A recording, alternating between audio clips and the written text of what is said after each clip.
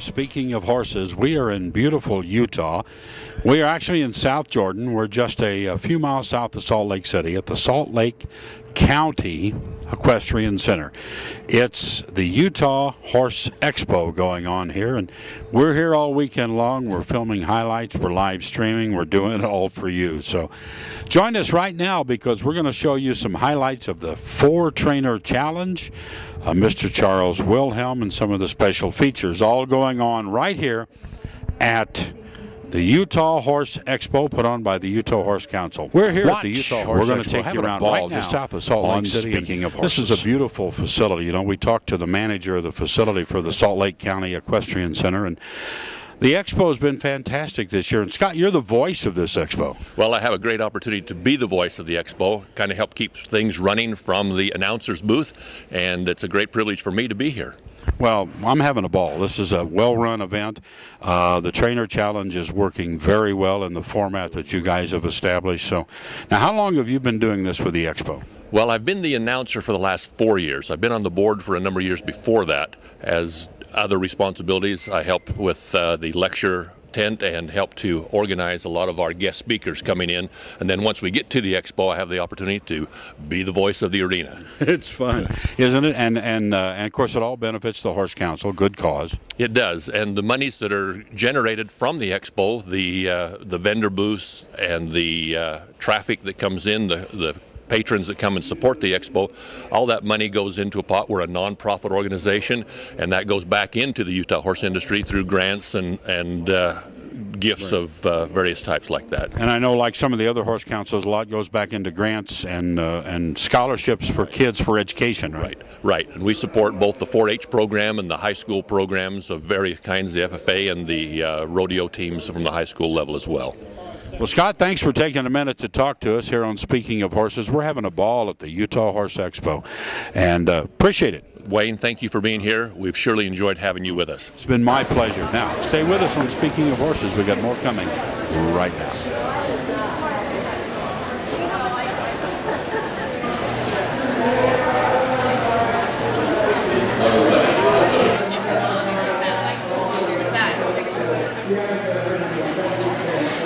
Hey, we're here at the Utah Horse Expo in the Salt Lake City area, beautiful facility, and I'm happy to be standing here with Mr. Charles Wilhelm. And you're one of the judges for this Trainer Challenge as well as the featured clinician, right?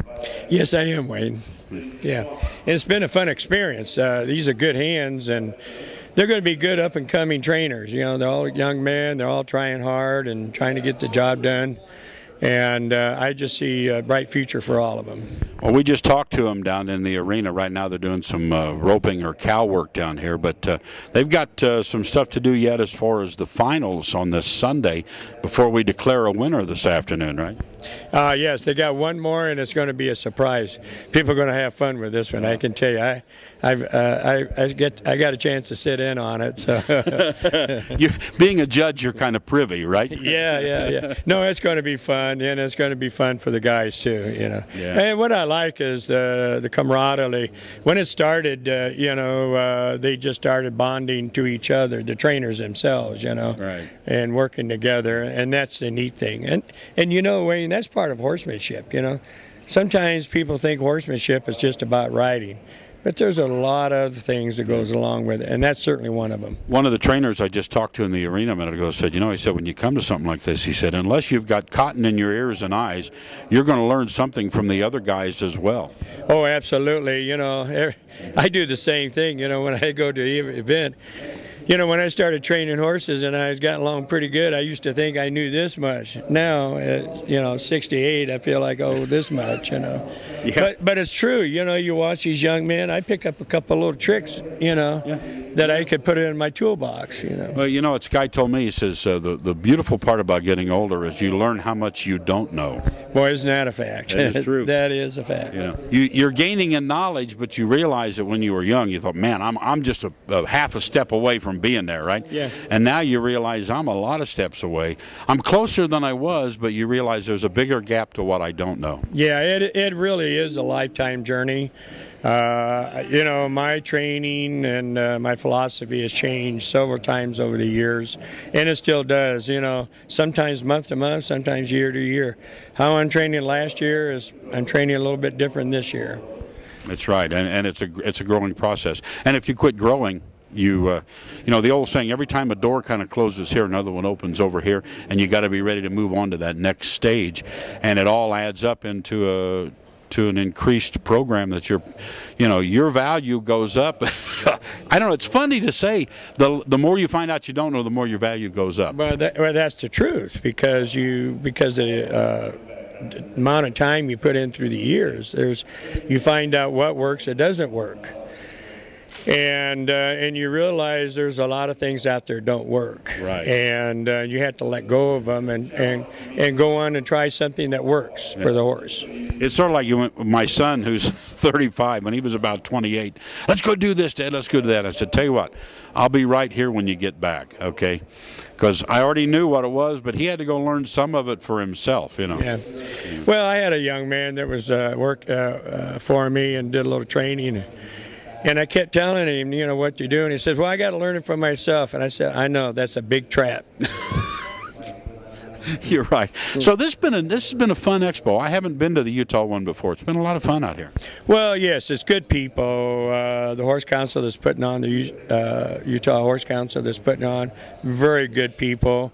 The atmosphere is just wonderful. You know, nice crowds. The vendors I talked to are great. Nice facility, set up very nice, heated. Yeah. Inside, the weather's been pretty good outside, but once you get in, you're in.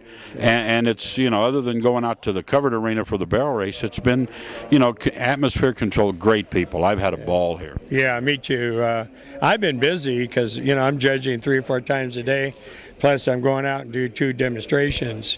So I haven't been spending much time in my booth. Well, I know we're here. It's just slightly after 9 o'clock on Sunday morning, and you're already here for the opening and a judges meeting, and then you've got stuff all day long. Plus, we don't crown a winner till about 6 o'clock tonight or something like that. Something like that. It's the last thing of the show. Yeah. Because there's, you know, they put these guys through a pace, and I think it's good, you know, to show their abilities. It's really showcasing their abilities. Yeah, it is.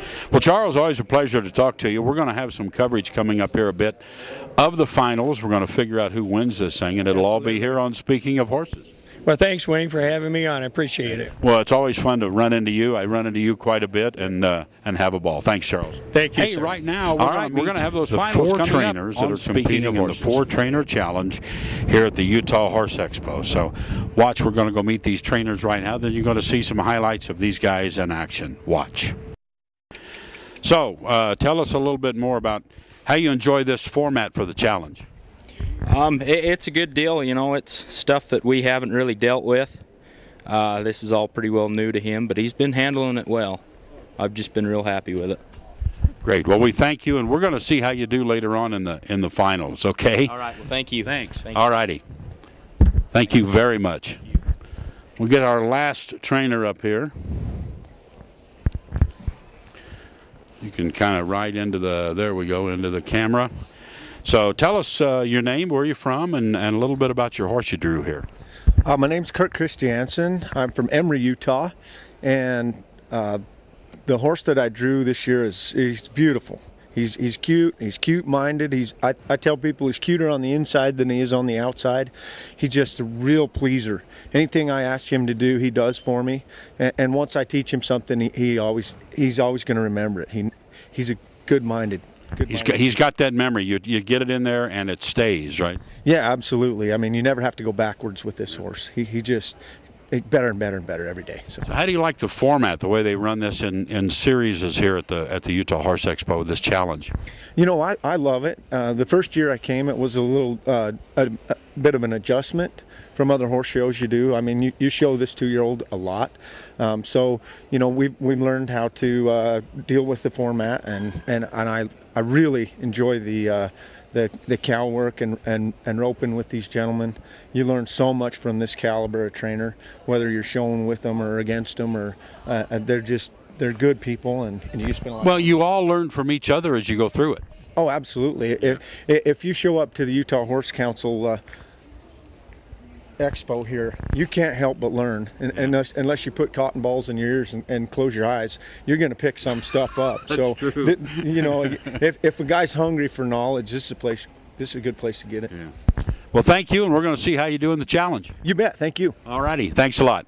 That's our trainers. We've met all 4 of them now, and we're going to take you now to see some highlights of the training in progress right here on Speaking of Horses. We're in Utah Horse Expo with their 4-trainer challenge. So let's watch some of the highlights. The hard part, we had watches when you walked in here about taking this one. I don't want one. I'm working even numbers, so I'm going to turn him back in the front. I can do the same thing right here, right to it, and help it find the herd again. When it's out, I just release it. What's happening is like that horse you give it, release it, and it'll learn. Everybody's got to walk in here a little step at a time. Give them an opportunity to think about it or looking at it. Why is that number 2 sitting on the back bench there? We're not looking at it. But I can use the other guy with the hair. He's recognizing he's there. He's even try to step in here. Take him out. Go right up front. Hold the other back here. Give that an opportunity to go. Good job. Thanks for reading that. First got a little excited with it. All over a little swing, so I just held it out. Wait for it.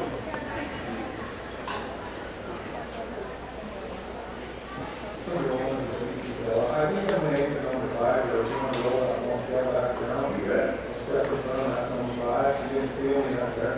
I hit her head from me. So I can come right here and step out front of number 9. Just put a little half a step right there and then that down movement. I want almost to feel that. That little tiny movement right there is a great big deal for me. That will release on this horse at this stage of the game is a big deal. And I know the 5 can't get to the 6. He's, there we go. Look at that.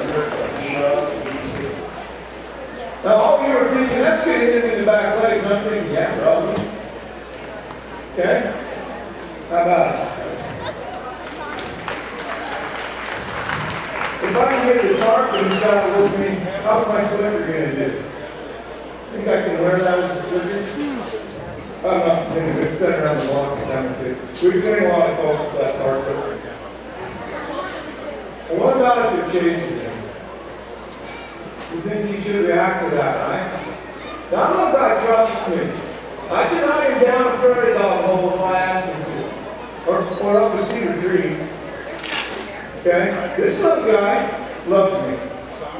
And it's because we spent time together building a relationship. And I love him as much or more than he loves me. Because, you know, that's what this game is all about. I got asked a question in the prelims to this, and it was like this: what would you do if you couldn't ride horses? I almost fall dead too. You know what? I don't know what I'd do, but I think you're watching the band. And pretty soon he'd be dragging me on the car. Okay? Because we ride with our mind and our body. And pretty soon I'd figure out a way to ride a horse. If my friend was still alive, I'd be a horseback. So the answer to that is just plain old. What would I do if I couldn't ride a horse? I'd find me a way. Trust comes from time. Okay, the only difference between a horse that you can't do this with and a horse that you can is the amount of time you put in. Now there's an equation here, and you kind of have to weigh it like this. Well, my horse is a scared kind of horse. He's a reactive kind of horse. Well, then I'm going to have to put in more time, correct? And it can have to be the right kind of time, with the right kind of direction. So we're not going to force a horse to do anything. Believe me, I tried. It isn't going to work. But if you can direct them and show them a better way, your life is really easy.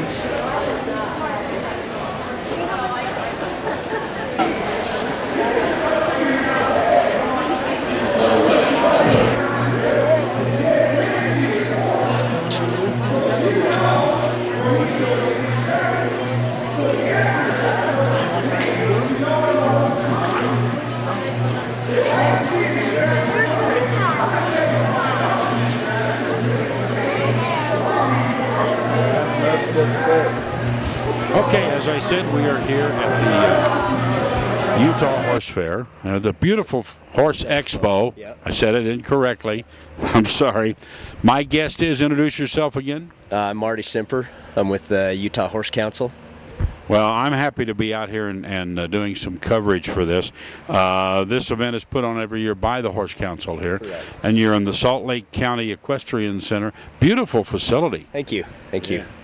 And it's just south of Salt Lake City. Yep, about 20 miles south of Salt Lake. Very nice location. Now, tell us a little bit about this. You have a 4-trainer challenge, so tell us a little about that. We have a 4-trainer challenge. It started 6 years ago in 2009, and I won it in 2009 and then again in 2010, and after winning it 2 years in a row, they had me retire, and now I'm in charge of it. We bring 4 trainers in. When I competed, they brought us in and they picked us by a resume. And since then, when I got put in charge, I wanted to see how people could compete against themselves so that we knew what we were getting into here. So we have a kickoff event in January. It's usually around January 9th.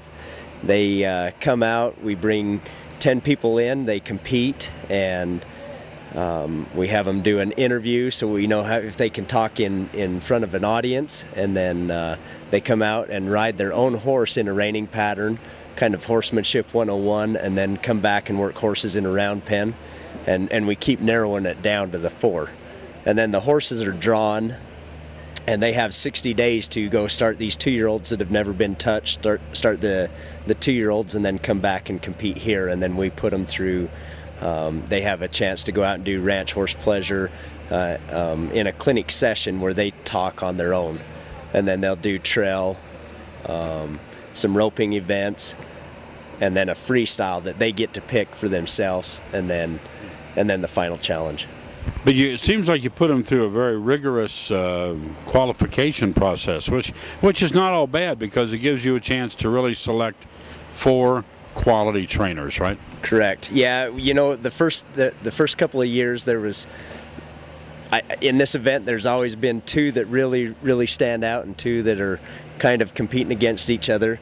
And this year, you know, it's got tougher and tougher every year, especially when we started implementing them coming in and competing before, because you're picking the top 4 then, and then they're coming back and competing against each other.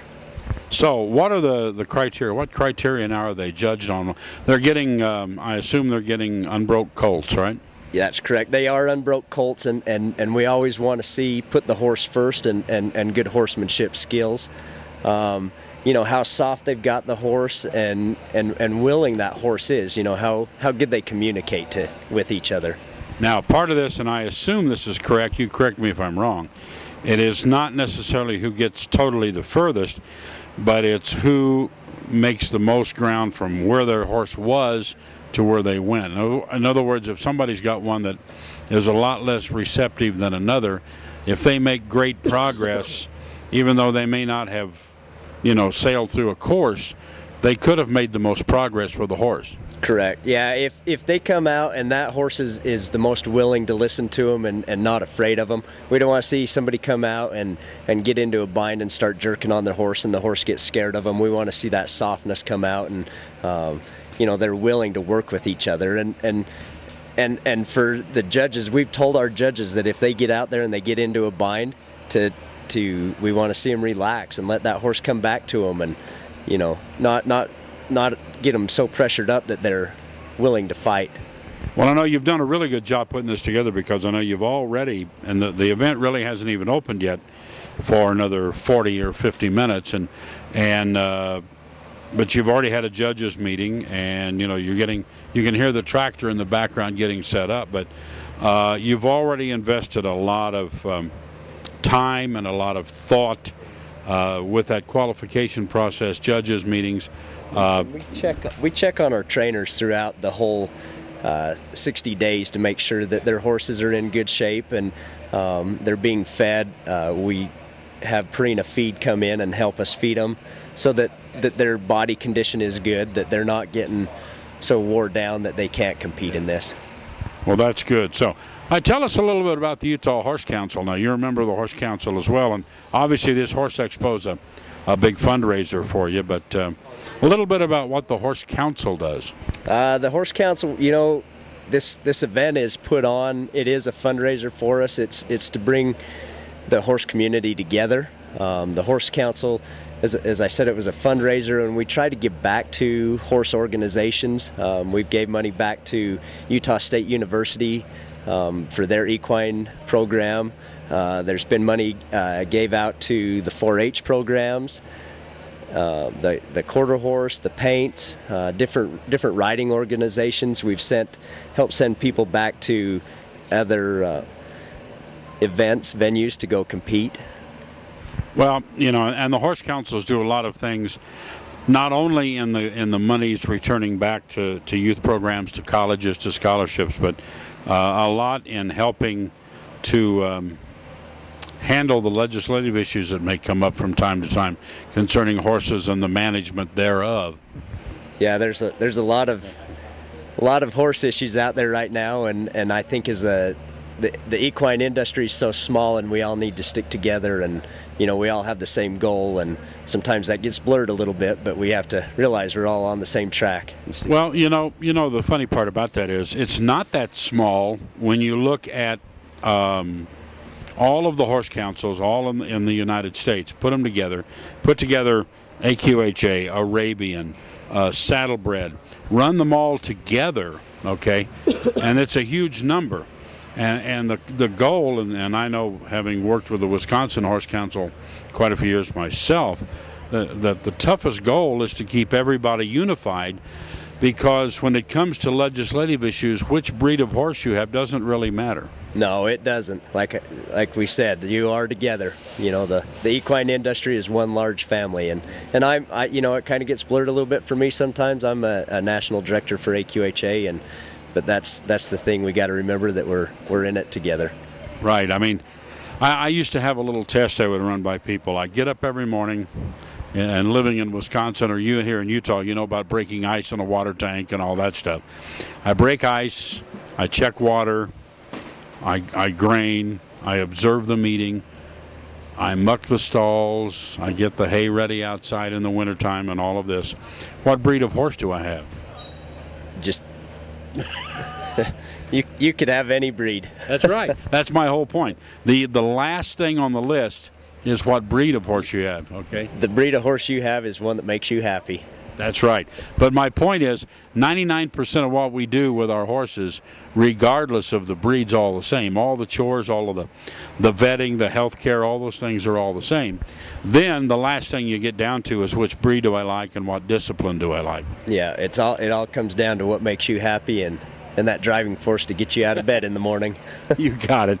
Hey, thanks for coming by. We're looking forward to a great weekend here in actually South Jordan. I'll say Salt Lake, but it's South Jordan, Utah, and looks like it's going to be great. I loved it this morning, getting up, walking out of the hotel with my coffee, knowing there's an equestrian center right here, mountains with snow right up off the edge of the hotel, and really a beautiful setting. It is very pretty around here. We're very fortunate for what we have. Hey, we're in Utah. You can see the snow in the mountains, but we're down in the valley where it's nice. We're at the Utah Horse Expo, just south of Salt Lake. Come join us.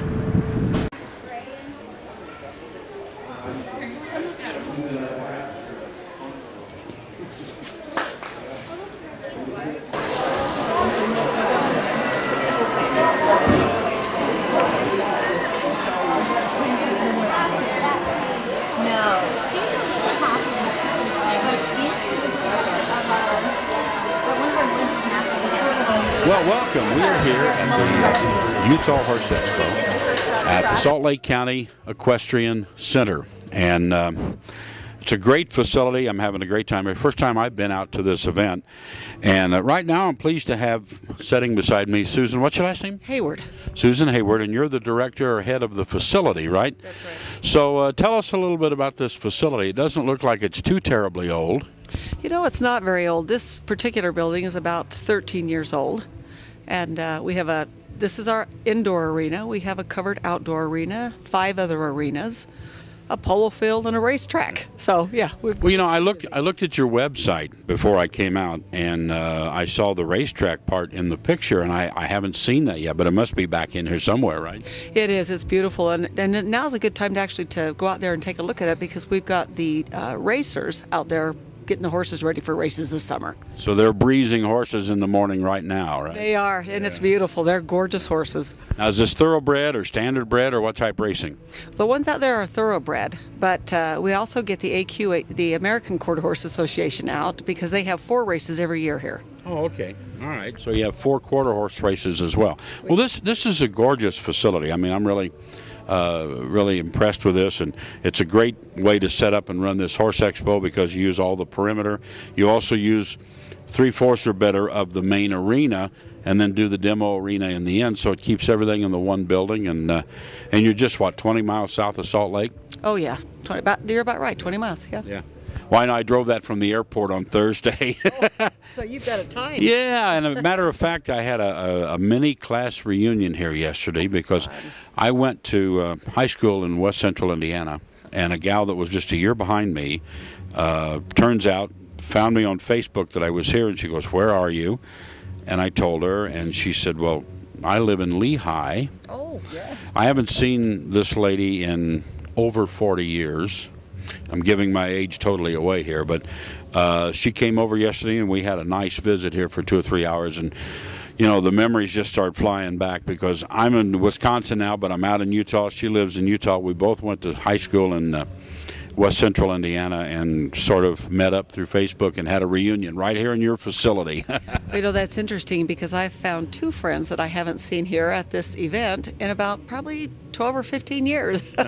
So it's a good place to kind of meet people you haven't caught up with in a while. Yeah, you know, and with the modern technology of Facebook and everything, it's pretty amazing how you can, you know, find out where people are. Well, that's our show from Utah, I had no idea she was like Utah Horse Expo here in beautiful Salt Lake County, just a bit south of Salt Lake City. We've had a great time here on Speaking of Horses. Thanks for joining us. We'll show you more down the road.